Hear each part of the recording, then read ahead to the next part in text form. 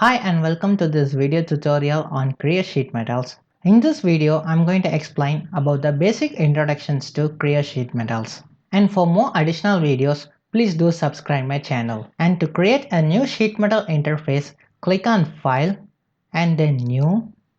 And here in the subtype, I'm going to select the sheet metal. And make sure that you have unchecked this default template. And then click on OK. And here I have two unit systems. The first one is the inch based system and the second is the millimeter based system.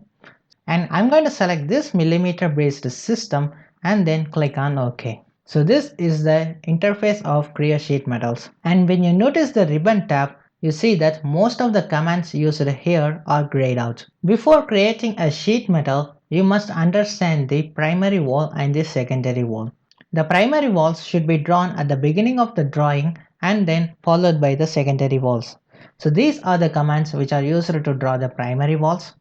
And also in the ribbon tab, you notice that most of the commands here are grayed out because these commands are used to create the secondary wall features. Since I haven't drawn any primary wall features, so these commands are grayed out.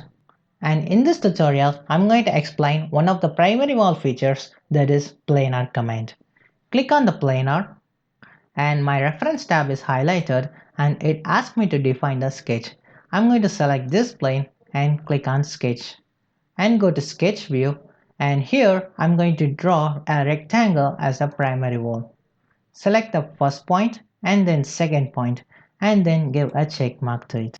And now it shows the preview of my primary wall with a thickness of 1. You can edit your thickness by providing some value in the thickness box. And also you have an invert tool to flip the direction of your thickness and then give a check mark to it. And now you see that my secondary wall commands are highlighted since I have specified my primary wall, which is created by the planar command.